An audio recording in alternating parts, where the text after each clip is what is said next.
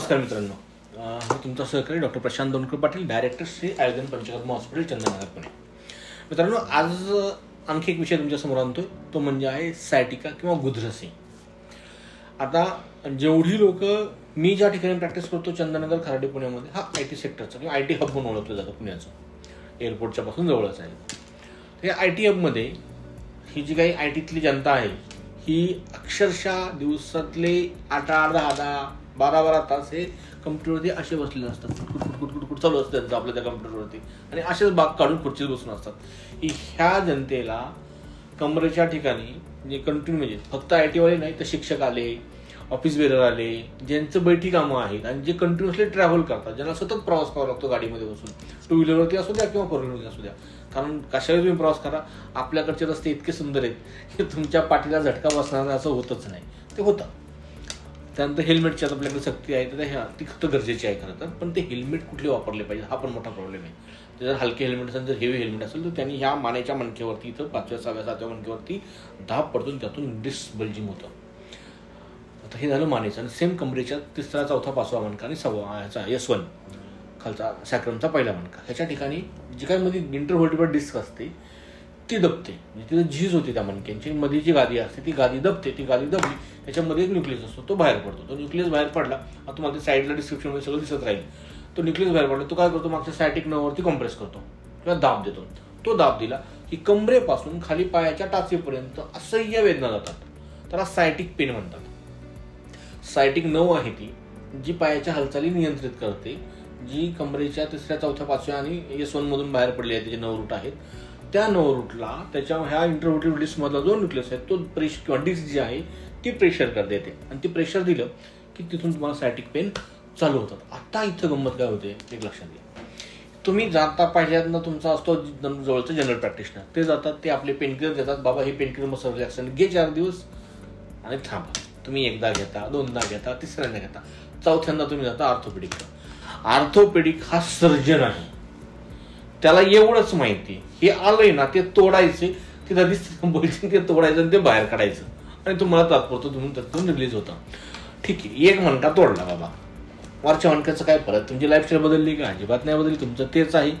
त्यांनी तुमच्या मसलला स्ट्रेंथ मिळाली का? अजिबात नाही. एका मणक्याचं काढलं, दुसऱ्याचं काढलं, तिसऱ्याला परत ऑपरेशनला जाणार आहात का? किती वेळा ऑपरेशन करायचं? मग हे ऑपरेशन जर टाळायचे असेल, हे ऑपरेशन जर वाचवायचे असतील, तर याच्यासाठी एकच उपाय आहे, तो म्हणजे त्याचं स्ट्रेंथनिंग वाढवायचं, त्याची ताकद वाढवायची. आणि तिसरी गोष्ट म्हणजे आपली लाईफस्टाईल चेंज करायची आणि त्या मसल्सला ताकद द्यायची. तिथं आलेलं स्वेलिंग जे आहे, ज्याच्यामुळं ती नर्व्ह कॉम्प्रेस होती, ती स्वेलिंग कमी करायचं, सूज कमी करायचं. याच्यासाठी कुठले उपचार आहेत, तर इथं कामी येतो आयुर्वेद. हजारोमध्ये पेशंटचा डाटा आहे आपल्याकडे याचा. ज्यांना सायटिका होती, ज्यांना प्रॉपरली आयुर्वेद ट्रीटमेंट येते, त्यानंतर त्यांना ऑपरेशनची गरज पडलेली नाही. मागची जवळपास 20 वर्षातला डाटा आहे, काही हजार ही संख्या आहे. तर आपण जर प्रॉपरली ट्रीटमेंट केली, त्याच्यासाठी जर पंचकर्म केली, त्याच्यामध्ये स्पेसिफिक मानेसाठी आणि मानेसाठी, खरं तर ते ब्रॅकियल न्यूरायटिस म्हणतो आपण त्याला, किंवा विश्वाचे आयुर्वेद म्हणलं जातं. तर त्यासाठी ते मन्याबस्ती मानेच्या ठिकाणी, कमरेच्या ठिकाणी, ज्या ठिकाणी कॉम्प्रेशन आहे त्या ठिकाणी तेलाचं पाळं करतो आपण, ते तेल त्यात जिरवतो. तेल जिरलं की स्पाझम कमी होतं, स्पाझम कमी होतो, त्याला स्वेलिंग कमी होतं, म्हणजे सूज कमी होते. सूज कमी झाली की मागचा दाब आपोआप त्या शरीरावरचा कमी होणं, तुमचं पेन थांबणार आहे. ब्रॅकियल न्यूरायटिस, सायटिका आणि सायटिक न्यूरायटिस आणि ब्रॅकियल न्यूरायटिस, म्हणजे सायटिका आणि वरचा मानेचा आजार, दोन्हीमध्ये सेम सिम्पटम आहेत, स्ट्रक्चर्स आहे. फक्त कमरेच्या ठिकाणी होतो म्हणून त्याला सायटिका म्हणतो, ब्रॅकियल फ्लेक्सीच्या ठिकाणी होतो म्हणून, म्हणजे मानेतून जे त्याला ब्रॅकियल न्यूरायटिस म्हणतो. बोथ कंडिशन्स आर सेम, त्यात काहीच फरक नाही आहे. ट्रीटमेंट पण सेम असणार आहे. औषध त्याला प्रॉपरली आपल्याला द्यावं लागतं. आयुर्वेदिक काही औषधं जी वात कमी करतात, अस्थिंची झीज भरून काढतात. त्याचे 2 प्रकारचे औषध आहेत, वात कमी करणं, वेदना कमी करणं, आणि झालेली झीज भरून काढणं. हे फक्त आणि फक्त आयुर्वेद औषधांनी शक्य आहे. ॲलोपॅथी त्यासाठी औषध नाही, they gives only pain killers. Pain किलरच्या पलीकडे ॲलोपॅथी औषधं नाही देत अशी, आणि नाही तर ऑपरेशन करून काढून टाकल्यानंतर ते काय आयुष्यभर जास्त त्यांनी सहन करायचं पुढचं. त्याच्यामुळं इथं प्रॉपरली आयुर्वेद औषध घ्या.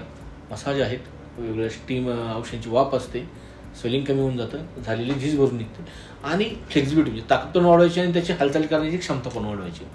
म्हणजे भरपूर पेशंट असे आहेत जे धरून आणले, की ज्यांना स्ट्रेचरवरती आणायला लागलं, पण 10व्या दिवशी ज्यावेळेला पेशंटने डिस्चार्ज केला त्यावेळेला तो पेशंट हसत घरी गेलेला आहे, आणि नंतर त्याला परत मागचे 5-10 वर्ष काही त्रास झालेला नाही. असे असंख्य पेशंट आहेत.